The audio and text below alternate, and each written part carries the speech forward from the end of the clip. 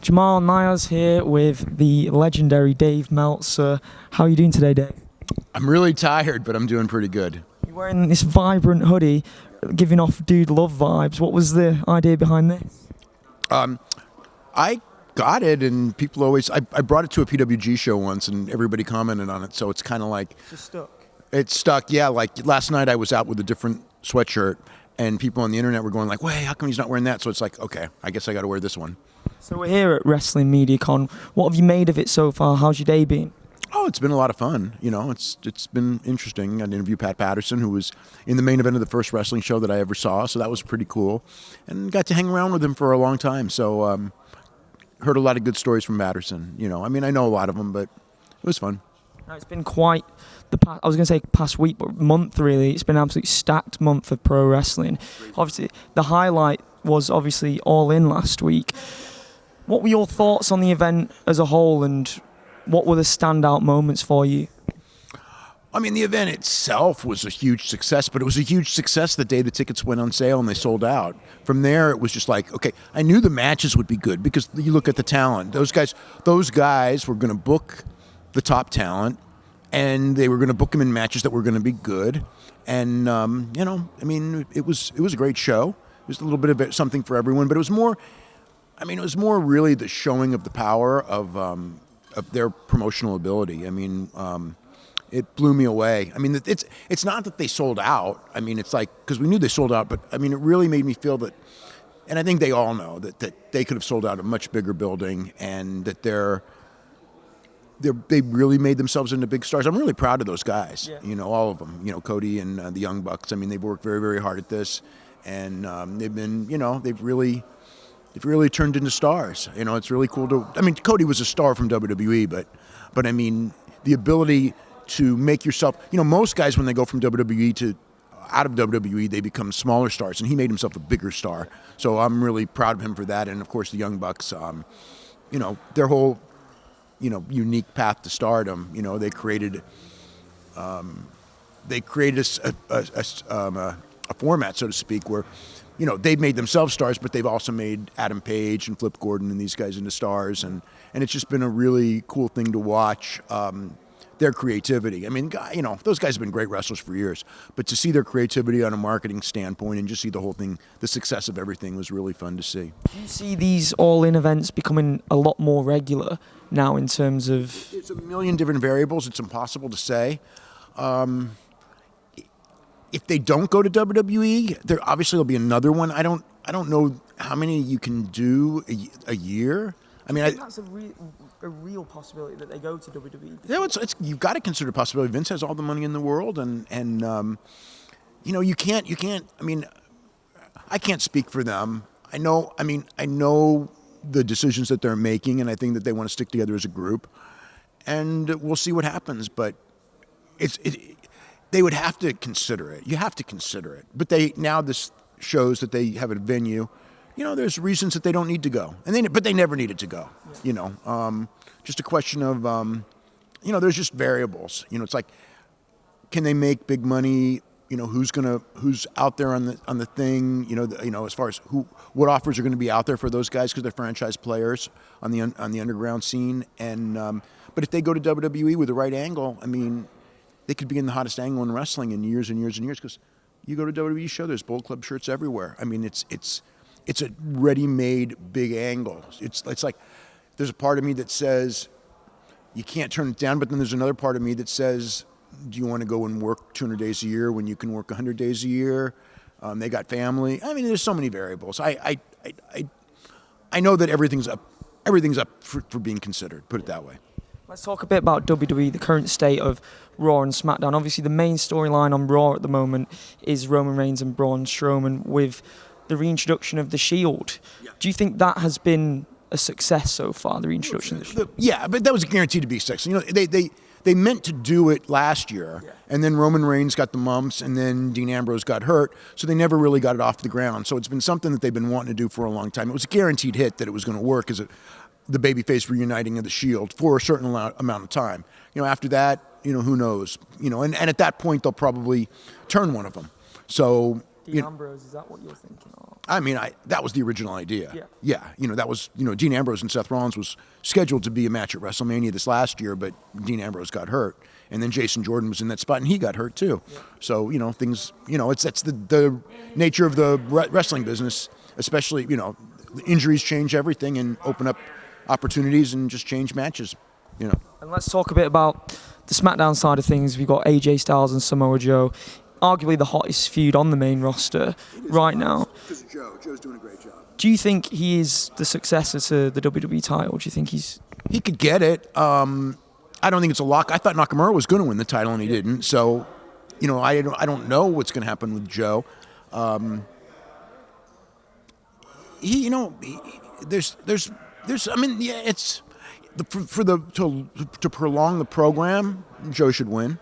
But I don't know where they're going. Like with Nakamura, after Nakamura, you did have Joe. After Joe, who do you have? I mean, Randy Orton, I guess, and it could be Randy Orton, AJ Styles and Randy Orton. They've never gone in that direction for a long program. They've had a match here and there, I think, but they haven't done the big program, and that's a good program for, I think it's a really good program for Randy Orton, because I think Randy Orton is going to have some of his best matches in a long, long time with AJ, because AJ always works hard. Randy's got all the ability. He just needs someone to kind of get him, out of second gear, I guess. 100%. Well, we also have had a run of Daniel Bryan and Andre's Cien Almas matches. How impressed have you been with him on the main roster? I mean, undoubtedly, he's one of the best technical wrestlers in the company, but he's had a bit of a slow start. Mixing it with a guy like Daniel Bryan on the main roster has shown his abilities to the crowd that might not necessarily have seen him in NXT. How impressed have you been? I mean, he's obviously got the potential and everything. I think him and Zelina Vega are like a real main event act, but they haven't really gotten off the ground. I think they've been weakened, honestly, since they've got there. You can always restart them to a degree, but I almost feel that, a lot of times Vince sees guys at a certain level, and that's their level. And do you not think he's going to possibly reach that main event barrier? Oh, he could. There's always the possibility, but I haven't seen it yet. I mean, it's not like that he needs to show something, because the thing is like she's such a good talker, but they haven't really let her. Yeah. It hasn't been as strong as in NXT because they haven't given them the showcase that they gave him in NXT. But what you saw in NXT, it tells you that they can do it, and they can do it tomorrow if Vince just decides, okay, tomorrow's the thing. But they're weakened right now. They need, I kind of think that, they could do something with a mixed tag with Daniel Bryan and Brie Bella, but I'm not sure that that's the right thing for Daniel Bryan right now, is to be doing the mixed tags. I mean, yes, once is a novelty, but I think Daniel Bryan is another one. I'd like to see Daniel Bryan in there with in a real program with AJ. It's another one. That may be a good reason for AJ not to lose the title, because certainly Daniel Bryan and Joe can work a program, but I'd like to see Daniel Bryan and AJ, since that's never really been done on a big stage for a long period of time. They had the one TV match, and then you could always do Daniel Bryan and Joe after, and so it looks like that they've got several months worth of main event programs when you throw in Randy Orton and Daniel Bryan mixing in with AJ and Joe. So they look pretty strong right now as far as that. And then Almas could come up, Rusev and Lana. I'm glad they're back together, because Lana, I like the old act the best, when it was Rusev as a wrestler and Lana as a manager. I don't think Lana as a wrestler is to her best value. I think that her as a talker and as a manager was tremendous, and as a wrestler, it's so. I mean, there has been massive disappointment with some of the guys that have come up from NXT, like Bobby Roode. He's kind of lost in the shuffle on Raw at the moment. My big worry is Velveteen Dream has showcased star power Superstar power. It's crazy. I'm really frightened that they're going to misuse him, misguide him on the main roster. Do you see that as a possibility? Oh, it's a possibility with everyone. You worry about that with everybody. Yeah. Even like with Almas, when you talked about, like Johnny Gargano connects so well, and I don't know.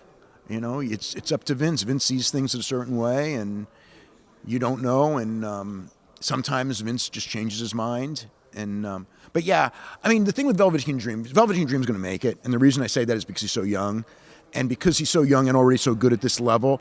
Even if Vince doesn't see it now, in 3 years he's only going to get better and better and better, and he really has that character down. I hate to say I'm confident he's going to make it because sometimes, like you said, like with Bobby Roode, even with Nakamura, it wasn't as strong as I expected. But of the guys, we were talking about like Gargano, Ciampa, and all those guys. Of those guys, Velveteen Dream is the one that I would have the most confidence in the long run is going to make it just because he's so young. And I think that it's, and he's got the size and he's got the promo ability that I'm pretty confident, even if they don't get it right away, that eventually they'll get it. Like mentioning Ciampa and Gargano, obviously it goes without saying they've had one of the best feuds in a long time on a WWE program. I see them as top level talent on Raw. Like I feel like they could be the top guys on Raw, but again, it's with Vince. Is it just in terms of the size thing? Yeah, and Vince just accepting and believing in him. Ciampa's got so much heat on NXT that that nobody else has, and he's kind of learned to do that character really well.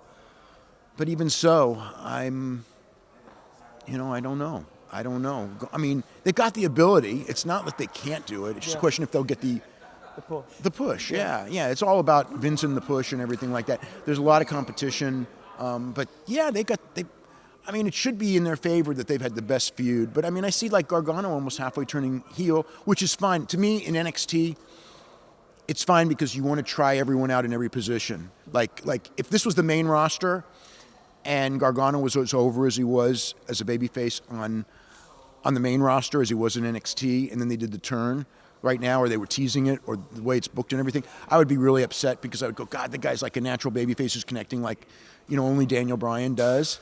But in developmental, I like the idea of, you try everything out and you give everything a chance, because the reality is that when he comes to the main roster, they can bring him up as a babyface, which is probably his best role, and they don't need to turn him. They won't need to turn him for a while, and the day will come that maybe they need to. Like right now with him on the NXT roster, they didn't need to. It wasn't the time, but it's fine though because it's NXT.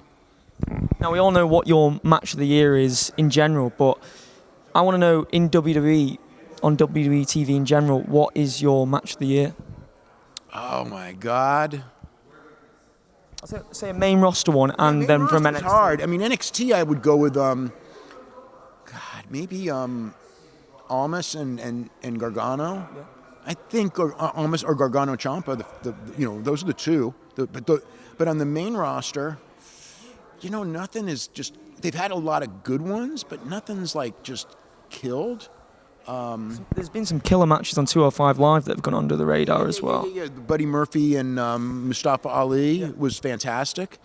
But it's hard because, most of those matches, like, they don't have the great heat.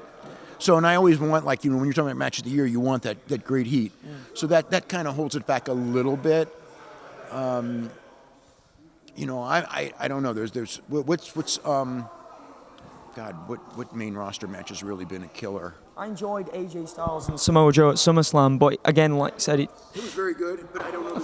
That didn't feel like match of the year. It felt like it could be a prelude to a match of the year, though. In a rematch with a little. They can do it. Yeah. Boy, oh boy, I'm trying to think what. Maybe the Gauntlet match on Raw with Rollins. The performance is that's more as far as the best performance, Rollins in that match is probably it. Yeah. But I don't know that the whole whatever it was hour and all that, because it had its ups and downs. And I like to think of like a big singles match or a big tag match when you're talking about match of the year. Yeah. The Ronda Rousey match at WrestleMania was exceptional. Yeah. It really was. That's not too far off. I like to think that there's maybe one match and I'm not thinking of it.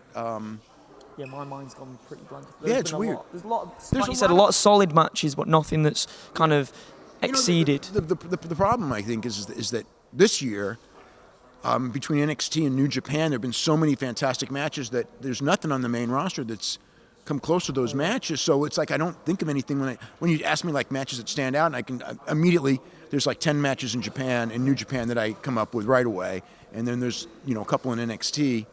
So it's hard because nothing on the main roster has been at that level. Well, it's been a pleasure speaking to you, Dave. Thanks so much.